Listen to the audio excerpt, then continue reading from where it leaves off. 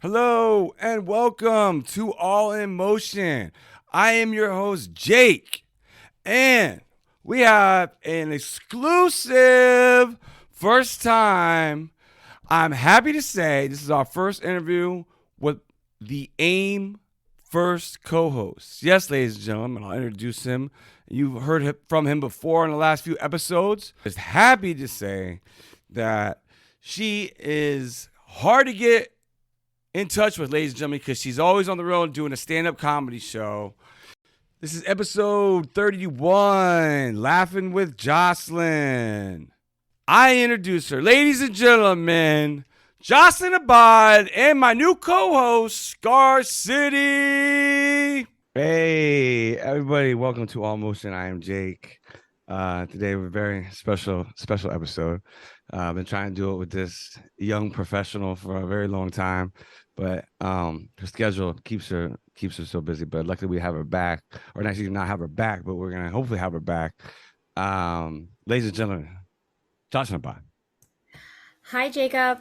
Hi, Scar City. Thank you so much for having me. Hello, peace, love, and light. Jocelyn, before we get into it, I just want to introduce the world to new business partner, someone pertaining, is going to help with All Motion, Scar City. Just want to say hello, sir. And before we get into Jocelyn, I just want to say, if you want to take maybe half a minute, introduce yourself, sir. Yeah, peace, love, and light. This is Scar City from All in Motion. Excited to be here and be part of the team, and I'm really excited about this interview. Looking forward to this. We've been going back and forth on this, and I'm happy to finally be doing this. So Great. Let's get ready. Let's do it. You want to just share a little bit before we dig right in, to let everybody know who you are, what you're doing, what's going on with you, and then we'll just dive in, and then we'll get it cracking. Sure. What's up, everyone? I'm Jocelyn. I'm a funny female Filipino from Los Angeles.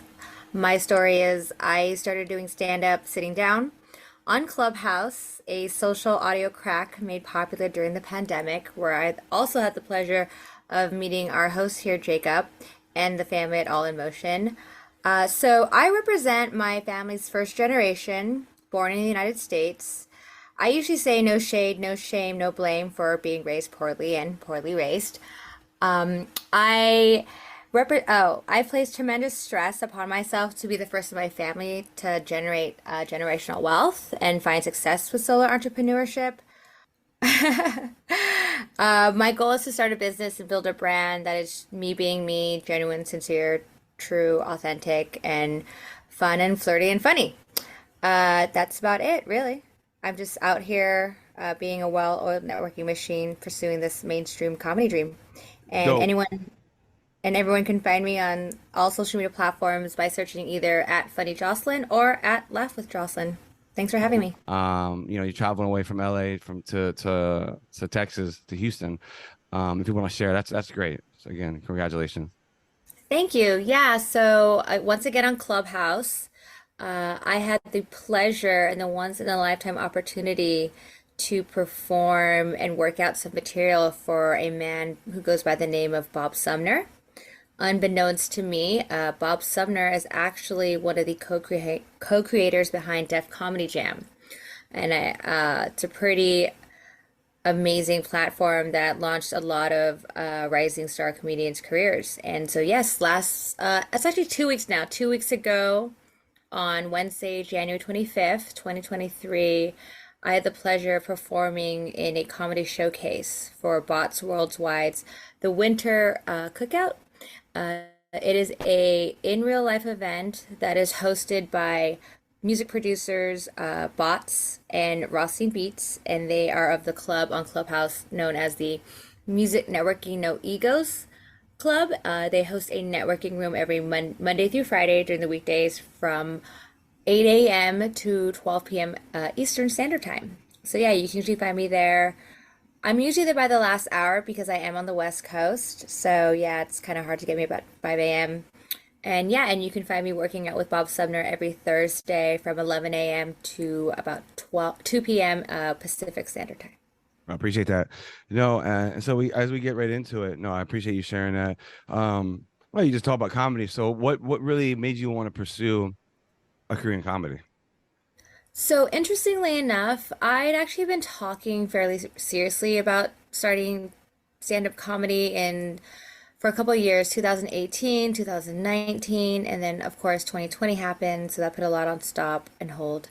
Uh, Unlike some people who lost their job during the pandemic, I kind of had experienced an opposite effect. I got overworked. I was working with the special needs community and I was working 6 days a week, 60 hours a week, and just trying to be really grateful to be someone who is still employed.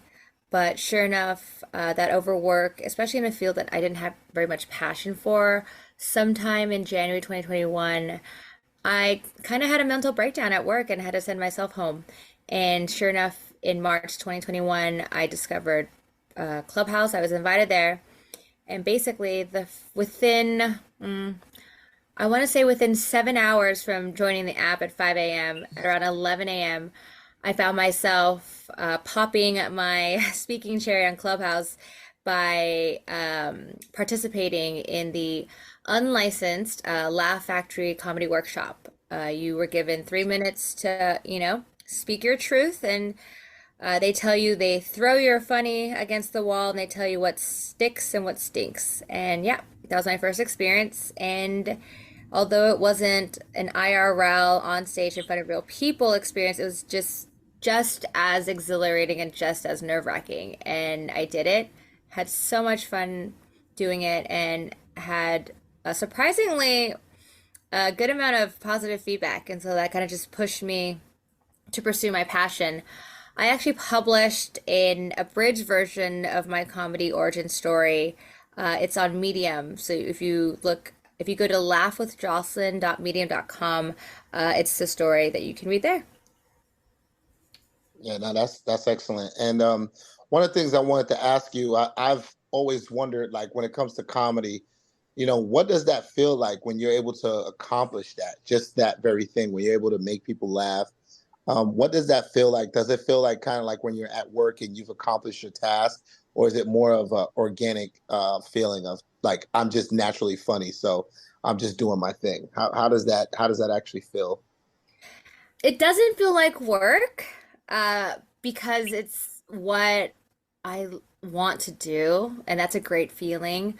It doesn't feel like work because I'm not getting paid to do it. But again, I've never really, I'm not the type of person to revolve my life around a paycheck other than just supporting a modest living. It does to a certain degree feel natural and organic. And it's exhilarating. It's exciting. It's also like there's a sense of relief with it because laughing is such a universal language, really, and it's infectious as well. And it just such it hearing people laugh, that sound just exists on such a high vibe. No, it's exhilarating, it's exciting. Yeah, when you're doing what you're passionate about, what you in your heart of hearts know that you're meant to do, it doesn't feel like work, and that's actually the best feeling ever. No, absolutely, and that's. I was always curious about that because I know we all, people try to be funny, but to do it professionally, it's just another level, and it It just is. takes a lot of wittiness as well. It definitely takes a lot of wittiness, personality, presence, but it's a craft. Anyone in comedy will tell you that, it's a craft. You can get people to write jokes for you, and you be the stage presence, the performer, the one in public. So really anyone can do it, and but not everyone can be funny, I guess. And that is something me and a comedian friend of mine, I'm gonna just do a shameless self plug because I love and adore him so much. His name is Jeffrey Keller. You can find him on social media at My Mom's White. His humble brag is that he used to tour and open for the late great comedy legend Paul Mooney. And so again, unbeknownst Uh, to me, I got to make this connection with him. And I remember the first time he ever told me I was hilarious, and we've been comedy buddies ever since. Jocelyn, seriously. Um, Go ahead. Yeah, thanks for that because you know, I've come to realize I'm kind of the I've always been the underdog in terms of that. Yeah, like my parents, their American dream doesn't seem to go beyond just refuge, starting a family, owning a house, and having a home. So for me, my American dream isn't better. I just see it being a little bigger and a little brighter. Nice.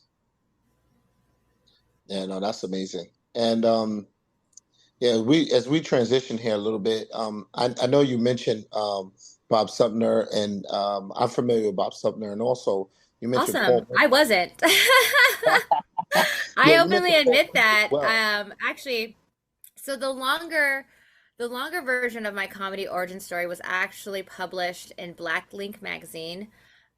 With they did a comedy edition for September 2022, and so I actually took up ad space just to show my story and get it in there.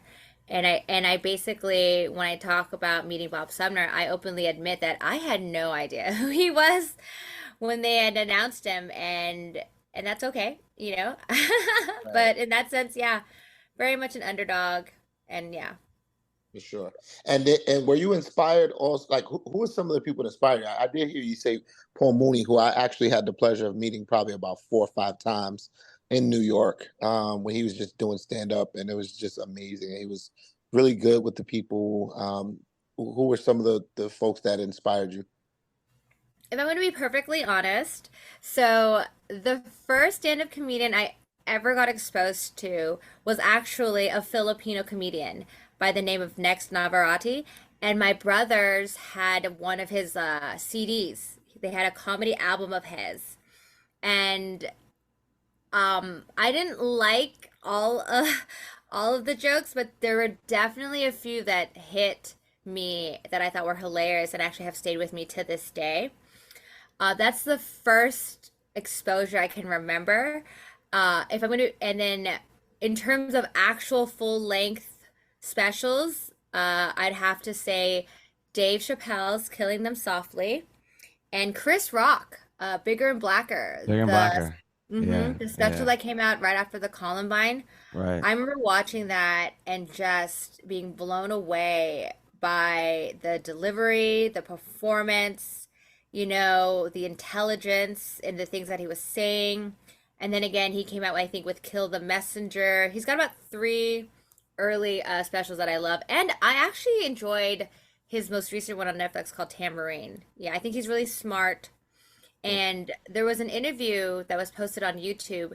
And actually, it's more of just a discussion between Louis C.K., Chris Rock, Jerry Seinfeld, and Jocelyn. It's just a podcast. People won't know. I mean, like you mean the best ones. I got back from Iraq. I don't know. You have more comedy, IQ than I do. I can't speak for Scar City, but I know he's from New York, and he had definitely Oh, has. I'm crazy with the comedy. I study all of them. I'm not a Yeah, comedian, but I study them right. thoroughly, and I support and watch all this stuff. So can't wait to support I all this no stuff. no Jocelyn. No, I can't. Everyone can't hear we're gonna hear your stuff, but I just there's a book, there's a Bible, there's a church, Hmm. there are clubs, and a general rule of thumb is you want to have people laughing every 12 to 15 seconds of you speaking, right?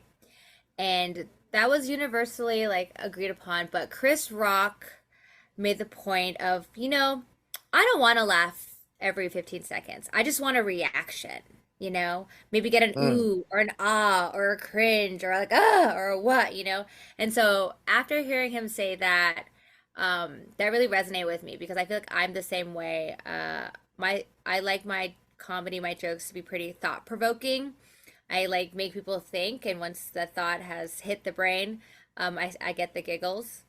But more female influences and Asian influence, I gotta say Ali Wong, number one Hmm. female Asian influence, and Margaret Cho.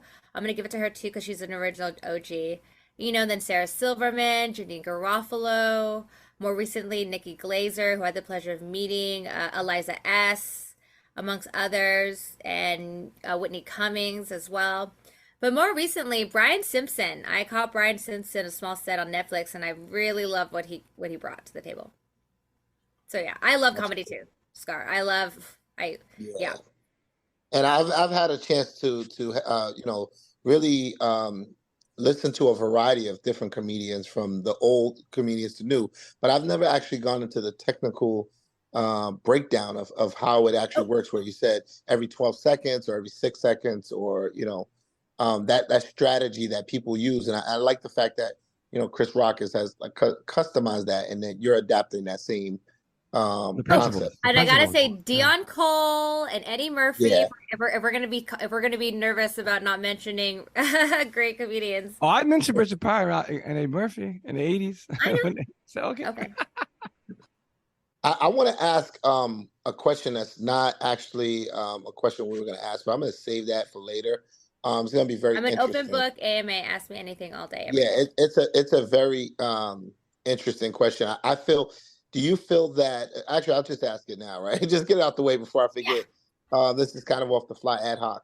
So, like, when someone's writing comedy for another person, do you feel that that person is not as funny as the person that's writing it? And the reason I say that is because I'm a musician. I do rap, and as a rapper, no one's supposed to write your rap, even though people do it. But it's kind of like Right. part of your skill set is to say, I wrote this. Do you feel that if a person writes something for another comedian, that means that that comedian is not as funny as Paul Mooney would write for Richard Pryor, as an example? From a technical standpoint, and again, I'm still a little bit of a comic Bambi, a little bit of a baby. I'm still I'm not even gonna hit my 2 year anniversary for another month, but I'd have to say, yeah, you have to assume that they're not as funny if they need other people to write for them. But Hmm. I'm also of the mantra that teamwork makes the dream work. You know what I Right. mean? And it takes someone brave to get up there and actually say the things out loud to a crowd of people, you know? No, So, that's a great answer. Great answer. And let me ask you, during, like, everything, everybody knows the world has changed during COVID. And like, as you being a comedian, did that kind of help you, or did it hurt you, being that, everyone's home, they're all on their smartphones and able to tune in and tap into comedy, TV shows, things like that. Did COVID help or hurt you as a comedian? it did both. It helped me in the sense I got to tap in with a community on a large scale that I would have never had the opportunity to do otherwise. You know, I got to meet veteran, professional, established comedians, get their feedback, write with them, get notes from them. So, in that sense, it helped a lot tremendously. It hurt in the sense, oh, and it hurt in the sense that, um, and I won't say hurt actually. It just I think comedy now is a little oversaturated. Or it's oversaturated. Like everyone wants to be a comedian, everyone wants to be funny, which is fine because I'm not the only person I'm in competition with is myself. But unfortunately, other people are want to be in competition with everyone. You know what I mean? And Bob Sumner says it best all the time. There's a seat for everyone at the table.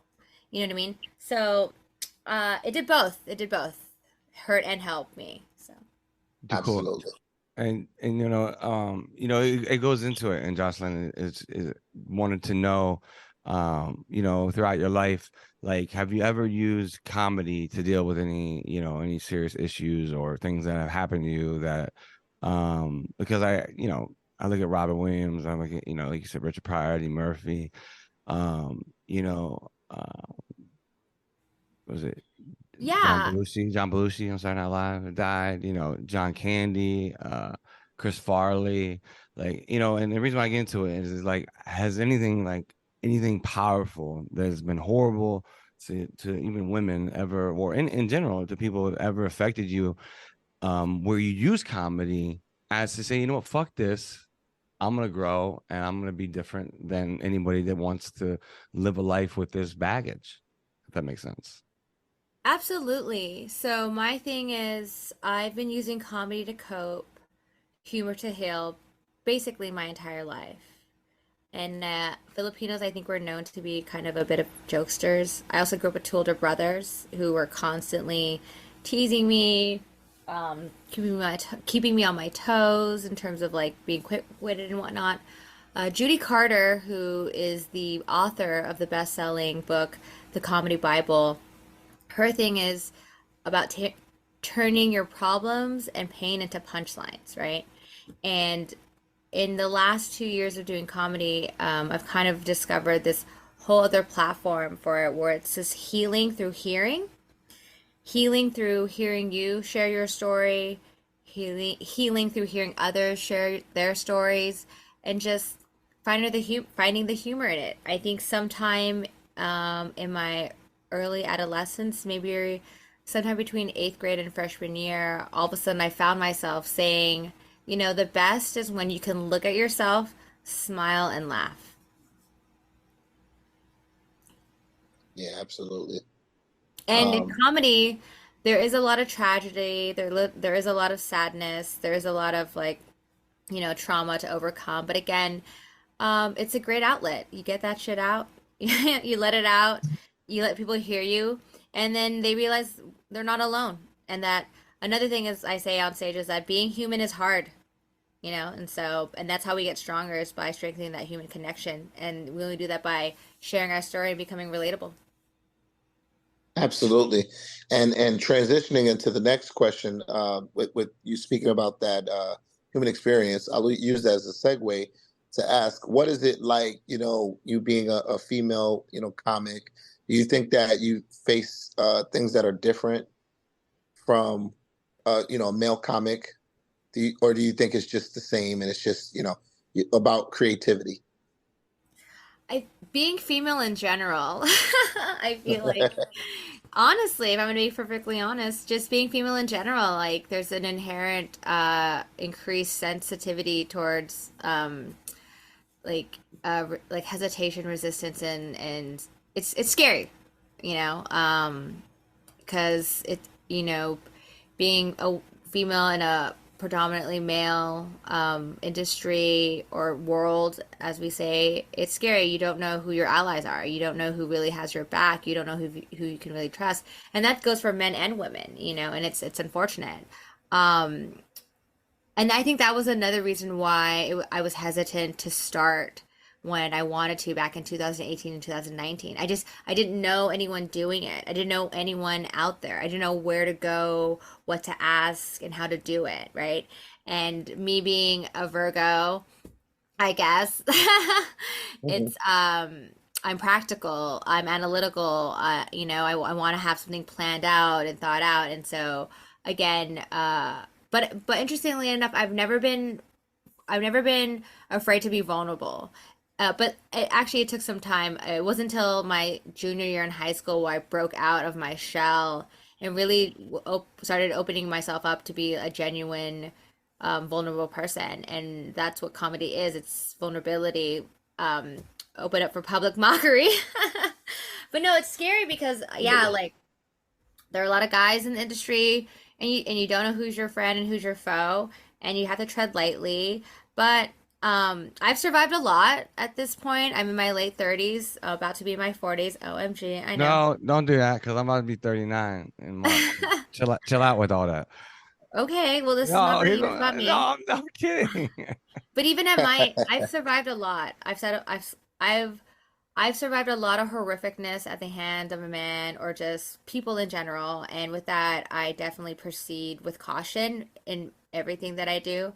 I watch enough ID Discovery to know that I'm easily murderable. Okay, I'm a small, tiny evil Oh, human. stop Filipino. Just Um, relax, relax. but ultimately, at the end of the day, there ultimately at the end of the day, I have a choice between fear and love, and I'm gonna be fearless, and I'm gonna go after what I love. That's Absolutely. awesome. Let me just, Jocelyn, like the you don't have to share, but I was just curious if you wanted to share with the audience if there was any like moment, like, because part of it is you got Valentine's Day coming up and it's Black History Month. Not that you have to share, but I want to know, like, if everybody's had like, I just speak for myself, like, just I've been in relationships with women and it just didn't work out. Is there any time that you had to like use comedy during or without a relationship to just get over that void or that whatever that anxiety created, if that makes sense? I use It's so interesting. So I started March 2021, right? And then in July of 2021, that summer, I had an epiphany. I realized this is what I was meant to do when I realized that everything is material. Every experience, every conversation, every interaction. And I realized that my entire life I've been keeping it light, try to find the humor in everything, laughing at everything, at myself, at others, at the mistakes I make, at the successes I have. I played team sports, and I was just always known as that goofy one, that one always saying something to get somebody to smile and laugh, and yeah, I use comedy to cope, like I said, or to get over everything and everyone. um, I even started, yeah, because I'm so early in my career, I've yet to even tap into that whole dating atmosphere in terms of comedy. And there've definitely been some very scary, heightened situations that now I can laugh at and be okay with it. Thank you again, Miss Jocelyn. I appreciate you, and we appreciate it. We can't wait to see you back here again. We don't want to give them all of it. You did a fantastic job, and want to say thank you again, being our first guest, first co-host, Dave on here. That's a round of applause. Thank you both very much. I just want to say that we have All Emotion website is in production. You can all go. It's live. You can check it out. That's https:// allemotionpodcast.com. Ladies and gentlemen, we're working it. That's where you can find us. Jocelyn Abad, the comedian we just entered, her information is below. You can definitely find that. You can find Jocelyn Abad, her information at https:// It's Laugh with Jocelyn. So that's Laugh with Jocelyn, JOCELYN.com. You can follow her on IG at Laugh with Jocelyn. Ladies and gentlemen, it's been a pleasure. Please tune in and listen for more. This is Jake from All Emotion in Scar City. Peace. Take care of yourself, and God bless.